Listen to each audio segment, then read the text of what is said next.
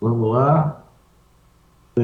Boa noite a todos. Vamos dar início a mais uma reunião magna do, da- do Serviço de Cardiologia do Hospital São Lucas, né, no nosso 35º ano ininterrupto, reunião de número 1476. Então, nossa reunião hoje vai ser um caso clínico. O Flávio está falando sempre de um atrativo muito legal de discussão. Tema muito interessante, sem dúvida nenhuma, que é aneurisma de coronária, revisão e relato de caso. E para apresentá-la, nós vamos contar com a presença de Dr. João Vitor Danta, que é nosso residente do primeiro ano de cardiologia aqui do Serviço de São Lucas. Então, João, pode começar. A tela é sua. Obrigado, professor. Boa noite a todos. Como o professor falou, é um prazer estar aqui apresentando para todo mundo. Sou R3 de cardiologia aqui do hospital. Vou falar um pouquinho sobre um caso que a gente teve no próprio hospital de um aneurisma de coronária e falar um pouquinho também, fazer uma revisão sobre o assunto. Uma revisão breve, no caso. Bom, iniciando, a gente tem uma paciente do sexo feminino, de 42 anos, professora, que deu entrada na urgência com um quadro relatado de dor torácica. É uma paciente que estava em investigação na dor torácica, realizando exames que foram solicitados pelo cardiologista assistente, que é o próprio Dr. Souza, para rastreio de uma doença coronariana. Durante a realização do teste ergométrico, na manhã do dia 1º de julho, iniciou um quadro de dor em hemitórax esquerdo, de forte intensidade, associada à náusea. Referiu que já tinha apresentado esse quadro antes e que desde o início do ano vinha apresentando sensação de pré-síncope e síncope não relacionada ao esforço, geralmente enquanto lecionava. De antecedentes pessoais, ela é hipertensa, é diabética não insulino dependente, faz uso de Lotar 50, 2,5 de 12 em 12 e Glifage XR 500 mg de 12 em 12. Tem uma história familiar positiva, com relato de vários episódios de síndrome coronariana aguda por parte paterna. A genitora é cardiopata, tem uma história de uma valvopatia mitral, e o genitor é hipertenso e tem história de mais de um infarto agudo no miocárdio. Bom, o exame físico dela, ela estava com bom estado geral, eupneica, hidratada, normocorada, e ausculta respiratória, cardíaca, nada que chamasse atenção. Chegou com frequência cardíaca de 70 batimentos, uma PA de 100 por 70 e as extremidades sem alterações. Os exames complementares dela, o eletro dela, eu não consegui recuperar o traçado, pelo que informaram, não estava disponível no setor, mas tinha pelo laudo um ritmo sinusal com frequência em torno de 75 batimentos, sem nenhum achado isquêmico. O laboratório inicial dela tinha uma troponina ultrassensível menor do que 1,5, sem alteração de sódio, potássio, um dímero dele 370, função renal normal e hemograma normal também. Nenhum achado que chamasse atenção inicialmente nesses primeiros exames. Foi pedido também uma angiotomografia de coronárias para a paciente. A angiotomografia das artérias coronárias mostrou um score de cálcio de 1.293, com uma artéria coronária direita com aneurisma com calcificação grosseira em terço médio e uma redução luminal importante e crítica. Peguei aqui algumas imagens, que é a imagem da DA. Tem também no cateterismo, a gente vai ver depois, que tem outros achados. Não tem o teste ergométrico antes, João? Não tinha o laudo no sistema, não, para pegar o teste.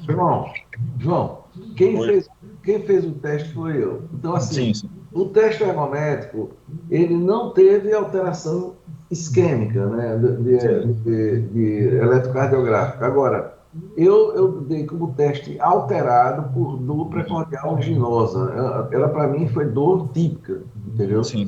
E quando nós pedimos esse teste, ela não relatava no consultório com tão frequente, assim, dor com essa característica. Era dor, não parecia ser até um quadro anginoso típico.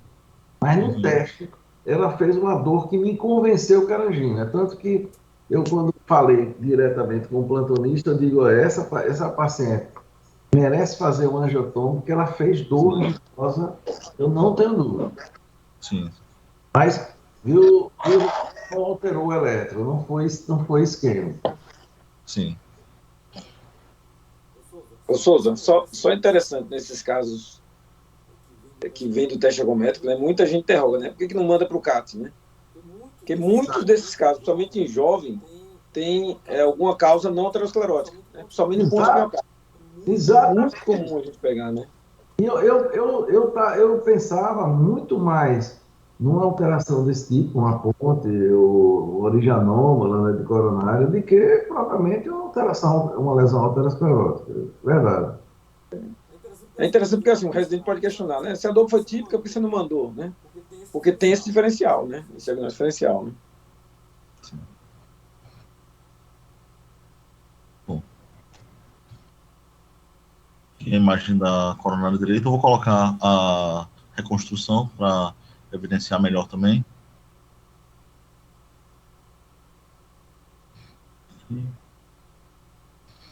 Com o aneurisma da coronária direita mais evidente. Bom, com os resultados dos exames na própria urgência, foi pedido a internação para ela, para poder fazer a compensação. Ela, no momento da internação, quando foi solicitada, não estava com um quadro anginoso significativo, ela estava em repouso e não estava com queixas no momento. Foi pedido internamento e pedido vaga de CTI para fazer maior investigação. Bom, só para revisar um pouco antes de seguir para o resto do caso, por definição. João, só para, antes de ser revisado, só fazer uma pergunta para o Luiz: por que essa imagem da Anjo CT aparece contrastado esse aneurisma? Ele não tinha trombose dentro do aneurisma? Como é que essa imagem foi formada? Ou tinha fluxo aí dentro? Explica um pouquinho melhor qual a formação dessa imagem, porque no 2D parece como se fosse uma calcificação, né? Mas aparece contrastado em 3D. Não, Rodrigo, mas aí é só o cálcio mesmo. Porque na imagem 2D você consegue diferenciar bem o cálcio, tá vendo? Nessa imagem você consegue diferenciar bem. A densidade do cálcio está bem maior que a do contraste. Mas quando você vai para o 3D, pela imagem você não consegue ter essa percepção. Você teria que mudar um pouco a janela. Então, na verdade, isso que você está vendo dilatado é o cálcio mesmo. Isso aí não é contraste, não. O Luiz, e uma coisa interessante a respeito da pergunta que você fez, que foi curioso, aquela observação em relação aí para a angiotomo, que o pessoal, quando examinou ela na urgência, pela história, eles não ficaram convencidos, entendeu? Então, até a própria paciente dizia assim, olha, o plantonista até disse assim, olha, para mim a dor é muscular, não tem nada a ver, mas como o doutor Souza pediu a angiotomo, vamos fazer, entendeu? Eu fiquei convencido que era uma dor anginosa. Mas você vê, quando ela relatou o mesmo caso lá para os plantonistas, eles não ficaram ele não ficou convencido. Entendeu? Aí você viu a dor na hora, né? Quem está na hora vendo a dor, às vezes. Não, eu vi. Ela teve dor, ela teve palidez. Outra coisa era fazer o sinal de Levine típico. Ela botava a mão no peito, ela dizia aperta, tá, aperta e corre pro braço. A gente via que ela ficava com aquela sensação de desespero, entendeu? Então foi dor anginosa que não tem dúvida. Eu não fiquei com dúvida nenhuma naquela angina. Você literalmente você viu o sintoma, né? Eu vi o sintoma, exatamente. Sintoma e sinal, né? Porque o sinal de Levine dela foi nítido, ela veio com clareza.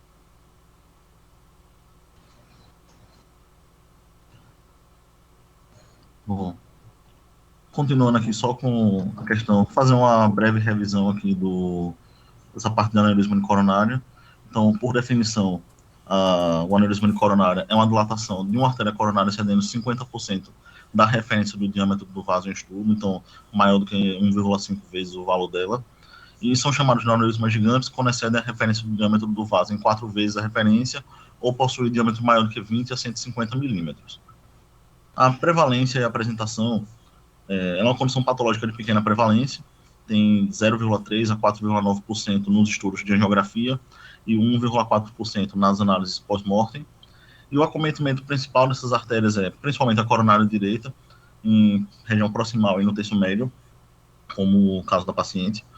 Na descendente anterior, 60% proximal, e na circunflexa, 50%. Não é muito comum em tronco de coronária esquerda,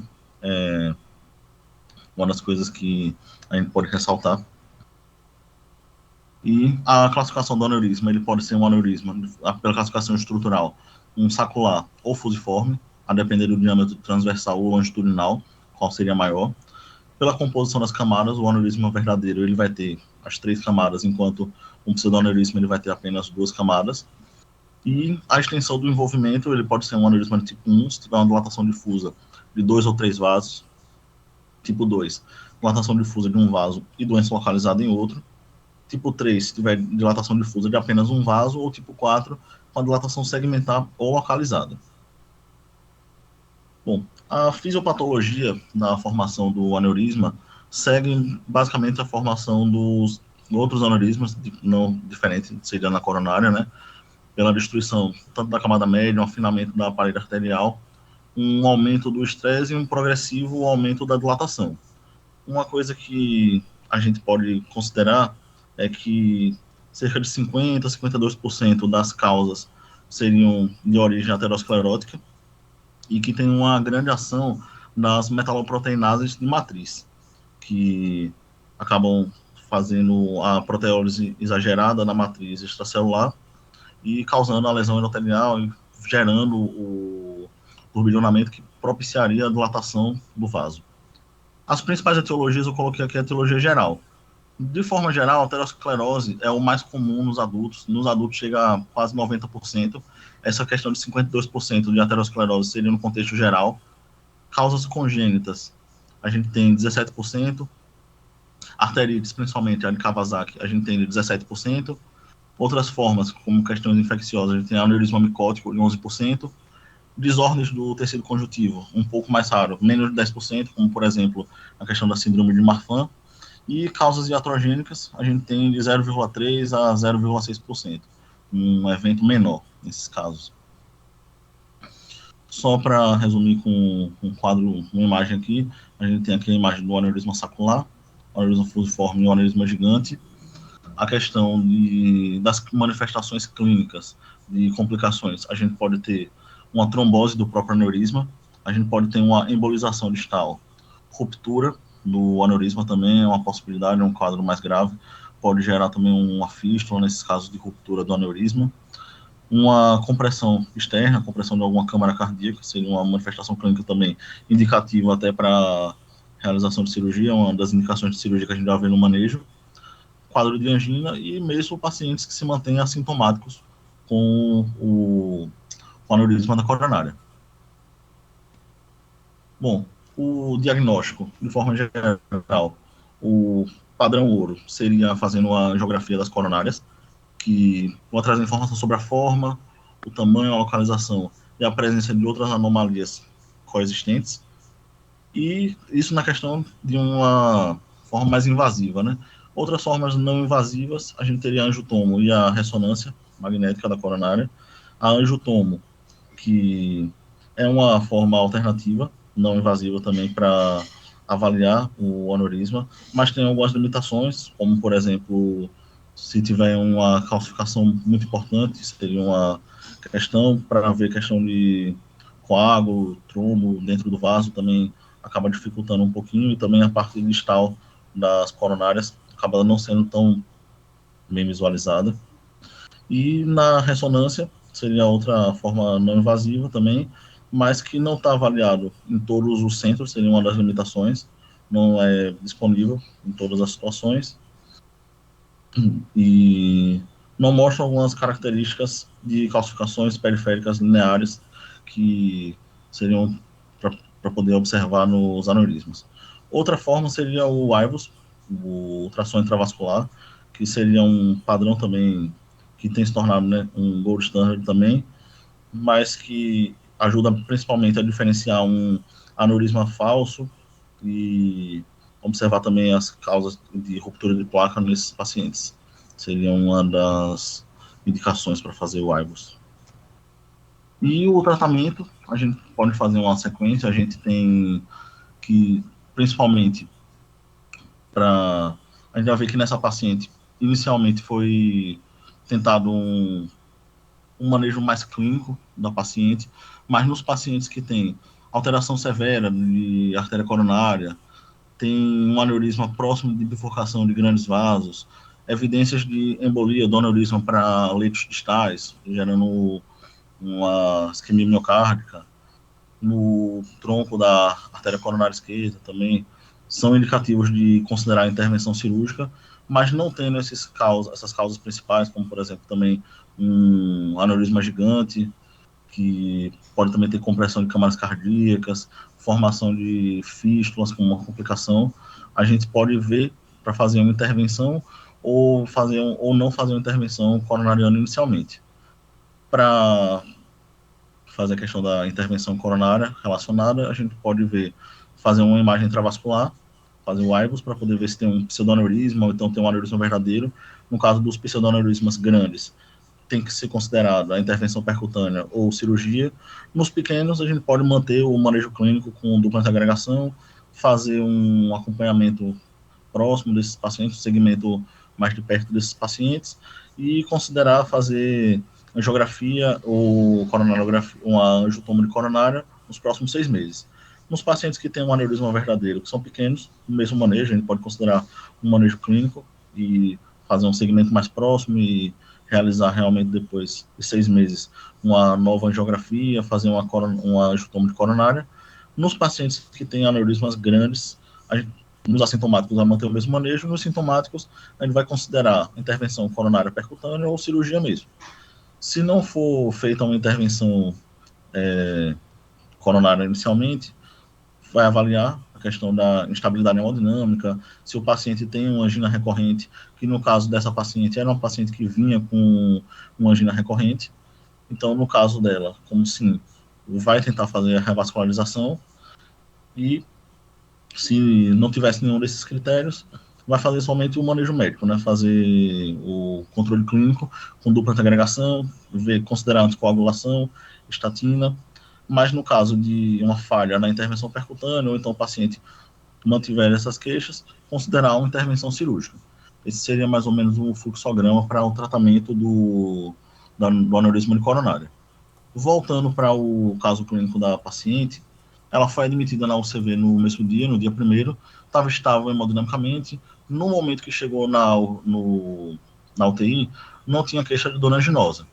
Foi realizado um eco no mesmo dia, o eco não tinha alterações que chamassem muita atenção, tinha um derrame pericárdico mínimo, mas era uma paciente que, quando fazia esforços pequenos a moderados, tinha essa queixa realmente, por exemplo, principalmente quando ia tomar banho, quando fazia fisioterapia, tinha essas queixas de manter a dor torácica. Foi realizado um CAT no dia 2, coronária direita mostrou um aneurisma calcificado, parcialmente trombosado de aproximadamente 10 milímetros no texto distal. Do ponto de vista luminal, observa-se uma lesão de 60% a 70%, seguida de ectasia, e uma lesão de 50% seguida de 2 ectasias. A coronária esquerda, um tronco de coronária esquerda bifurcado, de bom calibre, isento de processo aterosclerótico significativo. A descendente anterior isenta de processo aterosclerótico significativo, com uma ponte miocárdica com constricção discreta na sístole ventricular e uma circunflexa isenta de processo aterosclerótico significativo. Eu coloquei as imagens aqui do CAT, eu vou ver se consigo passar aqui.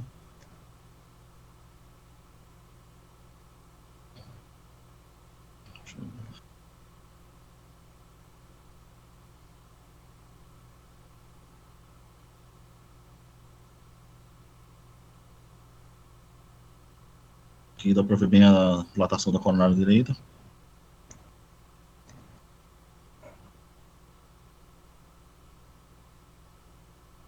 Pegando outra projeção também da coronária direita.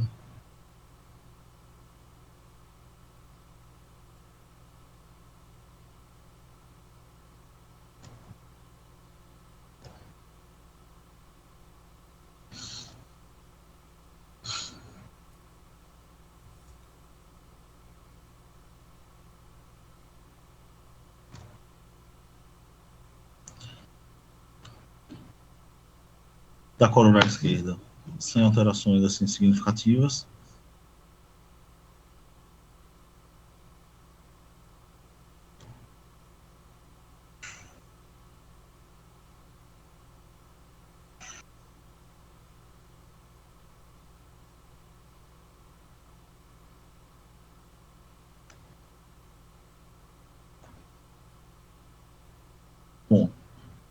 Diante do estudo do aneurisma via CAT, foi realizada a discussão com a equipe da cardiologia hospitalar e foi decidido por investigação de outros sítios de aneurisma, pensando num quadro de uma arterite, pensando no tacaiaço, uma fibromielodisplasia, e foi mantida em uso de dupla de agregação com a S-Plavix. Ela estava fazendo uso também de beta-bloqueador, estava fazendo Celozoc, inicialmente numa dose mais baixa, começou com a dose de 25, foi progressivamente aumentada, mas bastante ansiosa e mantendo o quadro anginoso, principalmente ao se banhar e, como eu falei, fazendo na questão da fisioterapia.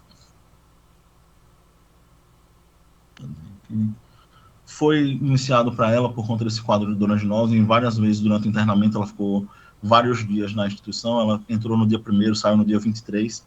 Foi uma paciente que começou fazendo o uso do beta-bloqueador na tentativa de controle da angina também, foi colocado o substrato também para ela, mas mesmo com o substrato, ela referia que tinha uma melhora discreta da dor, mas que mantinha também.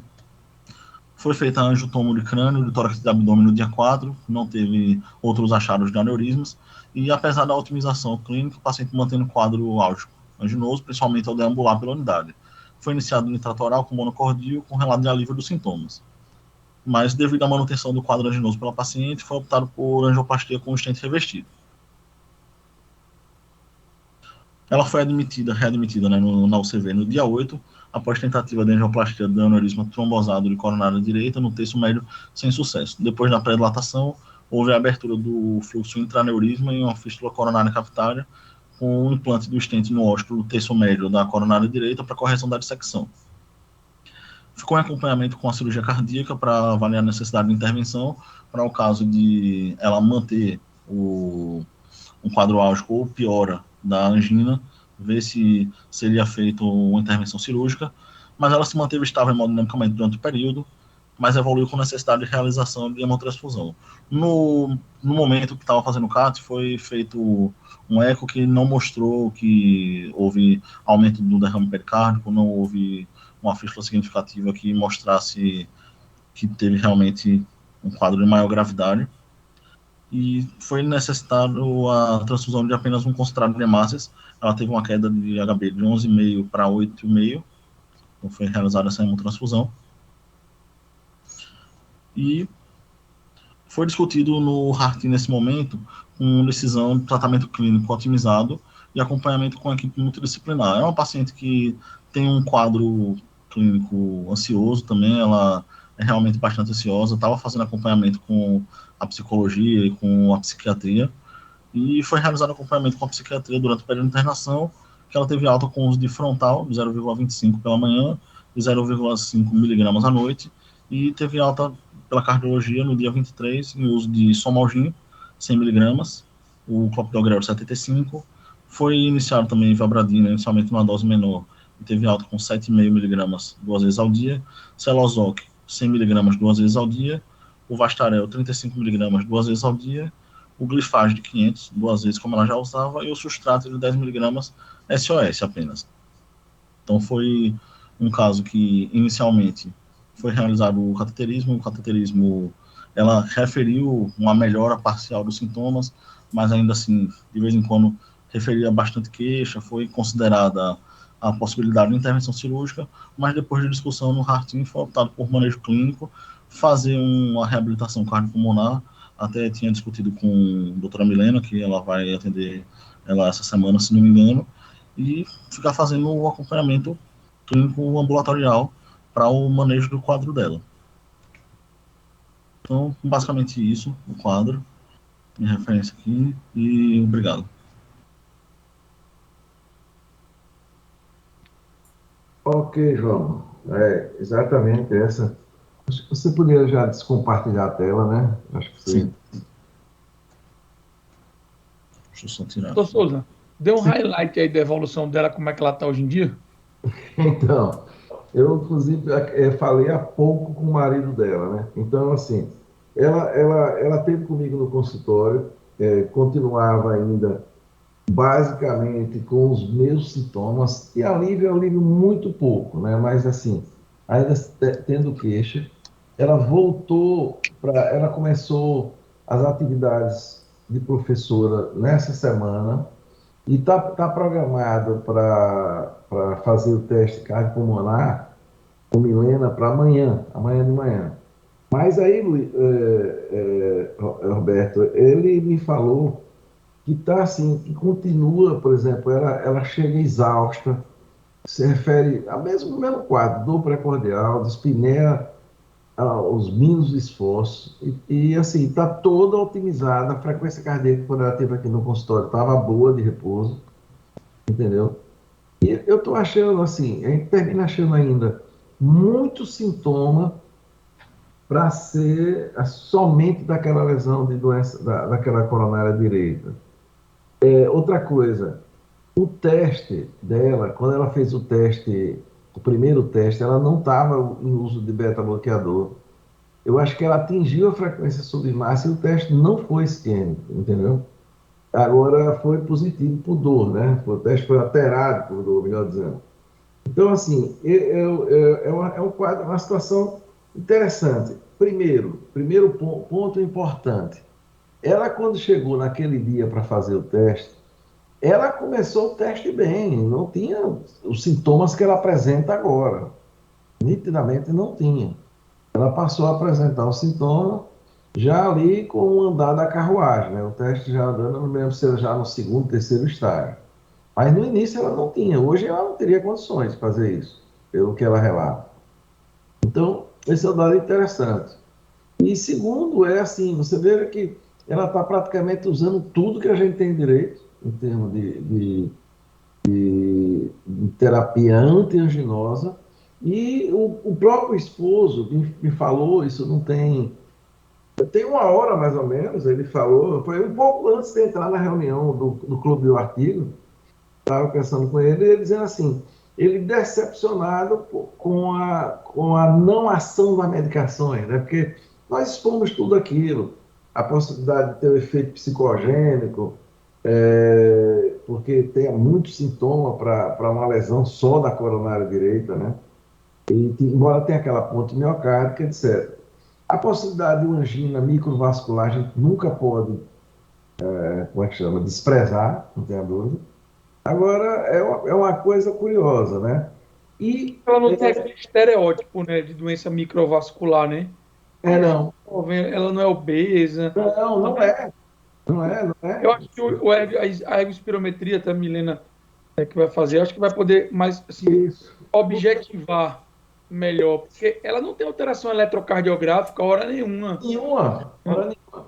Outra coisa, outro detalhe importante, né? Você lembra o seguinte, quando eu recebi esse caso logo, eu tava até, inclusive, até estava numa banca, e quando me passaram os dados, né, da tal, eu peguei, fiz assim, consultei alguns colegas fora, né?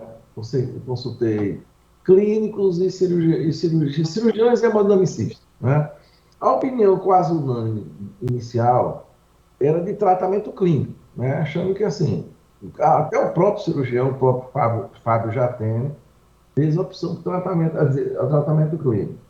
E o curioso é que, assim, por que é que nós fomos para a intervenção percutânea inicialmente? Porque ela já tinha tido alta da UCV, ficou na enfermaria, ela foi até a capela, não teve condições de voltar, porque ela teve sintoma, teve que vir de cadeira de rodas para o apartamento. Então, o corredor ali já não conseguia. Então, assim, bem, ela está internada, fazendo poucos sintomas, ou pouco esforço. Com tantos sintomas, não vai conseguir ter alta para a gente avaliar tratamento clínico. Então, fizemos a primeira opção. Não conseguiu. E ela, você viu, né, Roberto? Você testemunha que mesmo na UCV, ela relatava sintomas, né? Aqui, quando andava para fazer fisioterapia, alguma coisa, todo mundo, assim, eu me lembro que o médico plantonista, Cristina, uma vez me falou que ela teve palidez quando andava, né? Então, por isso que fizemos aquela possibilidade de intervenção cirúrgica, né? Nós estamos até que o cirurgião não estava tão confortável em fazer o procedimento, não achava assim que ia ter tanto benefício. E a opinião do Ratinho, que eu concordei também, sem dúvida nenhuma, era de continuar no tratamento clínico. Mas o interessante é que mudança muito do quadro, do internação para cá, com toda essa otimização de remédio, não parece ter muita. O relato do esposo é de que praticamente não mudou, entendeu? Então aí, o ponto é isso, vamos ver o que é que o teste cardiopulmonar vai revelar amanhã e ver qual é o próximo passo, porque ela teve um detalhe importante. Sem ter combinado comigo, ela consultou um cirurgião aqui da cidade, que era favorável a operar, que achava que devia operar, entendeu? E, logicamente, você conhece muito bem, todos nós que acompanham o paciente com angina, o paciente quer se livrar da dor a todo custo, né? Então, se você tem uma... E todos nós sabemos também que a gente sempre passou essa perspectiva para o paciente e digo, olha, cirurgia pode até não reduzir mortalidade, não reduzir infarto, mas é excepcional para reduzir sintomas, né? Ficamos frustrados pela não execução da intervenção percutânea. Então, agora é esse, quer dizer, a gente tem assim, uma paciente muito sintomática, não tivemos até agora uma evidência de isquemia, né? Não teve teste, não mostrou. Né? O marido me ligou dizendo assim, olha, doutor, não tem condições dela ficar do jeito que está, entendeu? Mais ou menos fez isso. Entendeu? Doutor Souza, mas ela não reabilitou ainda, né? Ela não Não. começou efetivamente. Se Milena tivesse por aí, eu queria só saber com relação ao teste cardiopulmonar. Oi, Milena, tudo bem? Veja, com relação ao teste... Você vai responder todas as questões amanhã, viu, Milena? Mas veja bem, eu tenho só uma dúvida, Milena, deixa eu te perguntar para você ver se me elucida. Com relação ao teste cardiopulmonar no paciente muito bradicárdico, lógico que ele não vai atingir a frequência máxima. Eu acredito que não vai ter alteração eletrocardiográfica. Mas com relação ao pulso de O2, né, pelo fato de você estar muito bradicárdico, você sempre não vai estar subestimando a doença isquêmica ou o comprometimento cardiovascular, né, da patologia, e ele pode, por exemplo, dar um teste em que você não consiga fechar o diagnóstico. Você não consegue dizer, você vai dizer que ela tem uma limitação funcional porque ela vai parar por cansaço, mas eu não consigo bater o martelo, né, se aquilo ali tem um comprometimento cardiovascular ou não. Qual é a sua impressão, se eu estou falando muita besteira? Não. Boa noite. Então, um grande diferencial do teste cardiopulmonar, né, até com um paciente com beta-bloqueador, é saber se o exame foi máximo pelo critério metabólico, exaustão que o paciente atingiu. Então, o que é que eu vou olhar? Primeiro ponto, eu vou olhar o consciente respiratório, que é a razão da produção de gás carbônico pelo consumo de oxigênio. Numa paciente com cardiopatia, acima de 1,05, eu digo que foi máximo. Então, o primeiro ponto é isso. Ela pode estar beta-bloqueada, mas, tipo, paciente com incompetência cronotrópica, você quer saber se o paciente realmente tem incompetência ou se ele parou porque ele não estava motivado no exame, entendeu? E aí, pelo critério metabólico, eu consigo fechar, porque realmente ali vai traduzir que o paciente atingiu a exaustão metabólica. Então, ele não consegue mentir para mim. Por mais que seja um paciente ansioso, eu vou estar lá, ela está com frequência 110, mas ela está beta-bloqueada. Mas aí eu vou olhar, e o critério metabólico, ela atingiu o máximo? Se ela atingiu o máximo, realmente ele atingiu a exaustão, certo? E aí vem o segundo ponto, eu vou olhar o consumo de oxigênio máximo. Eu tenho uma paciente que atingiu o máximo, mas tem um VO2 muito baixo, isso já me diz um pior prognóstico, né? O pulso, ele realmente pode ser prejudicado pelo uso do beta-bloqueador. Mas aí eu vou avaliar o quê? Os outros marcadores prognósticos. Eu tenho um pulso baixo, mas eu tenho um slope alto, entendeu? Eu tenho tempo de recuperação prolongado, entendeu? Então eu vou associar, eu não consigo ser só um fator. Você vai juntando quebra-cabeça, tá entendendo, Roberto? Mas nesses pacientes beta-bloqueado, o critério metabólico é muito importante. Tipo, ela se diz muito limitada. Eu consigo, pelo menos, esclarecer a que nível está essa limitação. E com a prova objetiva. Uma coisa só eu peguei no meio, mais da metade, né? Eu cheguei nesse instante, já estava nos últimos slides. É que ela é muito ansiosa, parece, né? Tomara que ela tolere bem a máscara. Porque aí sim, aí vai ser um fator que vai me prejudicar. Eu tento acalmar muito o paciente, converso muito, E tem vários casos, né, doutor Souza, que a gente tem feito milagre, né? E tem tido uma ótima resposta. Espero que ela consiga vencer a barreira só da um paciente muito estressado, não sei se tem fobia, e a sensação da máscara atrapalhar. Mas pelo beta-bloqueador, não, lógico. Eu não vou ter aquele critério para isquemia, não vou ter o de falar isso, mas eu consigo pelo menos saber a repercussão funcional.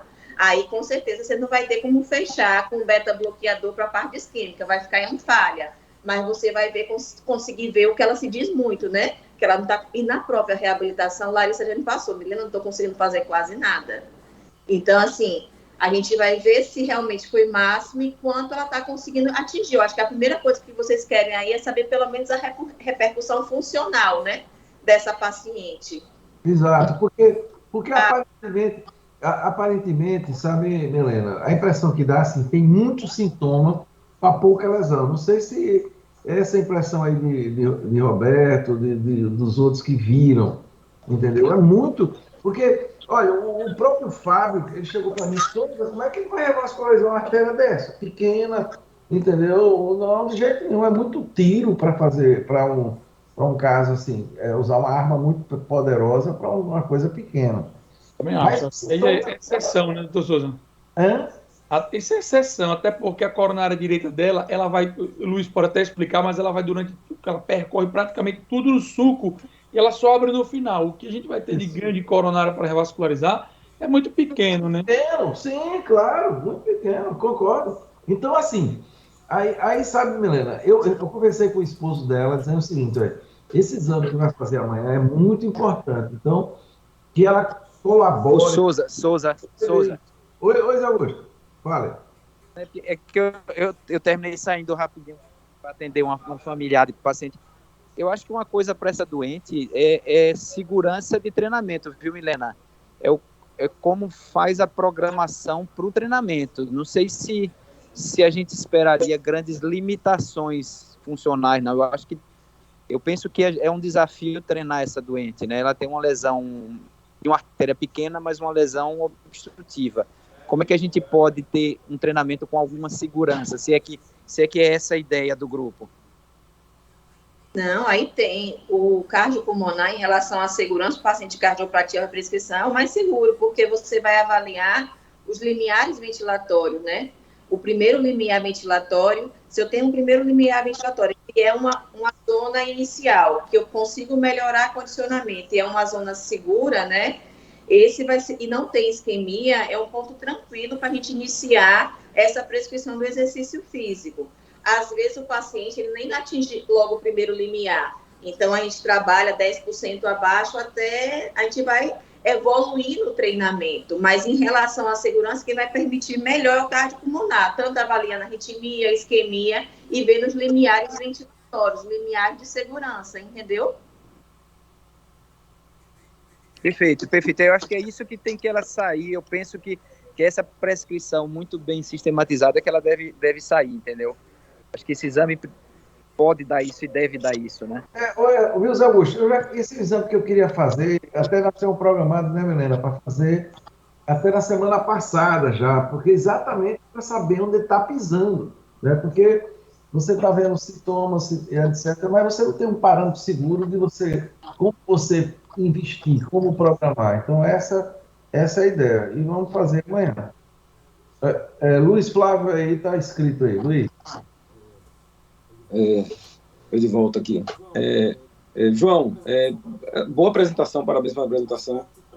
Mas para tirar 10, só faltava mostrar o filme da intervenção. Eu queria muito ver esse filme da intervenção aí. Porque, pelo que eu entendi, eu até fiquei um pouco confuso. Parece que ele tentou dilatar, aí, né, comunicou com o aneurisma, né, a luz, que parece que não estava comunicando, e aí ele colocou um stent. Mas eu não entendi como ficou pós-stent. Realmente eu não entendi. Eu queria ver essa imagem, se fosse possível. Porque eu não vi como é que ficou. Pelo que eu entendi, ele colocou o stent, né? Mas mesmo assim ainda ficou com lesão residual, foi isso, Souza? Não, mas o stent, Luiz, foi lá em cima. O ósteo dissecou. Foi no ósteo. Colocando o stent lá no ósteo. Entendi. Não chegou nem a descer. Não descia nem balão, nem stent pela lesão, pelo aneurisma. O plano terapêutico, né, Roberto, não foi executado. Não, entendi. Agora eu entendi. Não, é porque João falou muito rápido na hora, não mostrou a imagem, por isso que é bom mostrar a imagem, né? Porque a gente viu realmente. Aí era para Tiago ter vindo, Tiago Carlos, para mostrar, né? Porque eu acho que isso é interessante. E explicar o que foi Não, mas veja, então a lesão continua lá do mesmo jeito. Uma lesão, sei lá, 70%, uma lesão parece crítica, realmente. E aí, assim, tem 3 possibilidades para essa dor, né? Pode ser uma dor relacionada realmente a SCD, que é muito mais provável. Tem a questão da ansiedade, pode ser uma dor psicogênica, que eu não acho que seja isolada. Tem uma ponte também na jogada aí. Só que ponte eu não acho provável, porque a ponte ela nasceu com ela, né? Ela não ia desenvolver essa dor refratária agora por causa de uma ponte. É muito pouco provável. A ponte para mim seria não pode ser. A ponte eu acho que improvável. Então aí, assim, ela vai fazer o teste cardiopulmonar com a Milena, mas eu acho que tem uma possibilidade aí, não é uma grande, mas tem uma possibilidade considerável de, talvez, esse teste cardiopulmonar não dizer muita coisa, porque ela pode fazer angina no primeiro momento. Ela está com angina até para tomar banho, então se ela tiver dor antes de ter qualquer alteração, não sei se vai servir para alguma coisa, né? Você não vai conseguir continuar o teste com ela com dor, né? Então, pode ser que isso aconteça, né? Então, uma alternativa aí... Luiz, agora, é muito estranho ela começar o teste em 1 minuto, né, não atingir o teste ineficiente, ela não faz frequência nenhuma, começa a ter dor sem alteração eletrocardiográfica, a gente também tem que assim, pesar isso aí, né? Eu acho que ela estava assim, foi uma barra de estresse pesada para quem não tinha nada, que trabalhava todos os turnos, sábado, domingo, e de repente cair numa dessa, uma doença que ela viu que é rara, que é um aneurisma, que está obstruído. Eu acho que o acompanhamento psiquiátrico e psicológico, independente da parte da reabilitação, acho que é fundamental também, né? Uma coisa que pode talvez ajudar seria um exame de imagem, né? Uma citografia ou uma ressonância, você mostrar na hora da dor, né? Ela vai ter dor com dipiridamol, provavelmente, né? Então, se na hora da dor você mostrar um defeito grande de perfusão na parede inferior relacionado a CD, aí para mim faz diagnóstico, né? Aí teria até indicação cirúrgica, né? Agora, se não mostrar um defeito importante e ela continuar com dor, aí você mantém a linha. Eu acho que, vamos ver o que o teste Milena mostra amanhã. Exato. Mas minha preocupação é essa, né? De, pelo sintoma, não conseguir nem esclarecer isso aí. E uma coisa curiosa, você quem faz teste há muitos anos, né? Algumas décadas, vamos botar assim, é uma coisa que me chamou. Você sabe quando você vai fazer aquele exame, viu, Milena? Que você diz assim, isso aqui não vai dar nada, né? Tá ali, na tranquilidade. Daqui a pouco você vê assim, aquela dor crescendo, né? Que eu até estranhei, tanto que eu não parei o teste, entendeu? Vou pagar para ver aqui. E você vendo dor e ela botando a mão, fazendo aquele sinal. Aí daqui a pouco você vê palidez, esse é o ponto assim, que é curioso, porque você tinha bem o sinal bem objetivo, palidez. Parei, aí já comecei a ficar preocupado, você já começa a olhar para o desfibrilador, né? Se está ligado ou não está, entendeu? Já falando, sinalizando para a menina maca, e aquela coisa, né? Que você fica preocupado com o que pode acontecer. Mas me chamou muita atenção, porque parecia assim, uma pessoa muito ativa e passou a ter aquele sintoma. Ela relatava algumas vezes esse sintoma, mas você sabe que a história dela não me convencia que era anginosa antes. E ali eu presenciei que era angina típica. E depois parece que ela ficou, depois desse acontecimento aí, ela ficou muito mais queixosa. Foi aí que nós fizemos a interpretação que o quadro emocional está tendo um papel muito grande. Porque, repare bem, Luiz, como é que eu boto na esteira, ela anda bem e tem dor lá para frente. Vai para a urgência, faz uma angiotomo, vem para a UTI e passa a ter dor até para se movimentar. É muito estranho, entendeu? Porque poderia ser, por exemplo, após a mobilização da placa, e aí eu digo, bem, mexeu na placa, dissecou coronária, fechou mais ainda, instabilizou então. Não, mas não, antes disso, até que a decisão para ir para o CAT foi porque ela estava, a dor dela estava piorando. Agora, Milena, você fazendo esse teste, ela tendo dor, né, persistindo na dor, e você não vendo nenhum parâmetro objetivo do teste cardiopulmonar, você teria mais propriedade para dizer que poderia ser uma dor mais psicogênica. Você acha que isso ajuda nesse sentido? Então, nessa hora a gente tem que ser muito cuidadoso, né? Tá realmente ficando confuso com o paciente, entendeu? Para ver que ele vai. Agora, se chegar a ter uma angina mais forte, mais limitante, infelizmente tem que parar, né? Amanhã vai ser um trabalho grande de psicólogo. Agora, uma coisa que seria bem bacana e que eu venho conversando com o engenheiro é para a gente ampliar a sala do eletro para o eco entrar. Porque nessa hora eu poderia ter imagens caso, entendeu? Um ecoestresse com cardiopulmonar, que vai me dar parâmetros precisos e associar ainda a imagem, tá entendendo? Aí seria... Mas aí a gente já tentou fazer uma vez, só que não entra nenhum aparelho na sala, não passa. E aí seria bacana.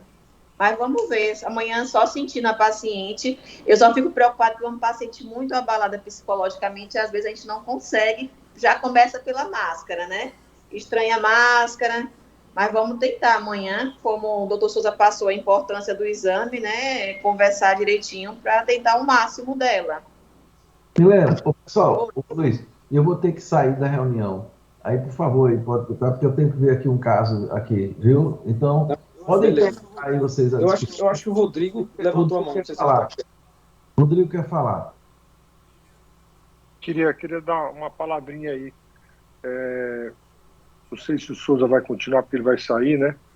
Eu tive uma interpretação desse caso, lógico que eu não vi o paciente, mas é uma interpretação parecida com a sua, viu, Luiz? Eu acho que isso é insuficiência coronariana. Lógico, o paciente tem um quadro emocional envolvido, isso aí mexe com a pessoa, mas a minha sensação é de que é um quadro coronariano. Agora, se houver uma dúvida, porque a decisão aí é cirúrgica, se você vai fazer uma toracotomia e colocar uma mamária ali, faz uma ressonância magnética, entendeu? Define, porque aí fica claro para todo mundo, o cirurgião se convence, o clínico se convence, o paciente se convence. Outra coisa que pode ser assim, como o Souza diz, depois que do CAT, ele mexe, aumenta o fluxo na região do aneurisma, isso pode ter alguma repercussão funcional, porque me pareceu que a coronária não é pequena, a coronária é bem grande, a coronária direita dela, bem grande mesmo. Assim, a despeito do sintoma, né, a coronária é bem grande. Então, assim, na minha cabeça, assim, eu não tenho muita dúvida, não. A única coisa que eu faria era me convencer, ou eventualmente, porque o Souza está um pouco inseguro, né, se tem um componente emocional maior ou menor, eu faria um teste funcional e tomava decisão. Se vier isquêmico, eu acho que livra uma dúvida da cabeça do clínico, o paciente entende e o cirurgião se convence que ele tem que fazer alguma coisa ali. Eu seria bem simples nesse caso, assim. Interessante. Lembrando que a gente teve um caso que a gente apresentou até num congresso sergipano, se não me engano foi de 2012, que era um paciente jovem, acho que era até professor de educação física, foi um paciente de Ana Vale. Um paciente jovem, de 28 anos, que da mesma coisa, ele teve dor no teste ergométrico, não acreditaram, foi para angiotomo, só que ele tinha lesão nas duas, né? Era Kawasaki, né? Depois fechou com Kawasaki. Ele tinha aneurisma na DA e na CD. E aí, nesse caso, não teve dúvida, né? No tronco e na CD. E aí não teve dúvida, teve que ir para a CAT. Né? Teve para a CAT e para a revascularização. Esse paciente foi operado. Fez o diagnóstico de Kawasaki por outros critérios, olha que eu não lembro. Mas essa paciente também tem grande chance de ser Kawasaki porque ela é jovem, né? Não tem aterosclerose. Mas muitas vezes o diagnóstico prospectivo é difícil, né? Quer dizer, retrospectivo, né? Você olhar para trás, procurar sintomas prévios de vasculite, às vezes é difícil, né? Mas eu me lembro que o caso que a gente teve outro foi para cirurgia. Acabou indo operando, era 28 anos. Então não está descartado não, né, nessa paciente, né? Eu acho que sim. O problema é que o cirurgião, na cabeça do cirurgião, quer dizer, isso é uma hipótese minha, né? Abrir o tórax para operar uma coronária, que não é nem um ramo do tronco da coronária esquerda, não é uma ponte para DA, CX ou uma posição para DA, eu acho que ele fica reticente. Todo cirurgião. Isso é cirurgião, uma cirurgia uniarterial que não é DA, ele fica inseguro. Mas se de fato é isso, tem que tratar o paciente, não tem que inventar moda, né?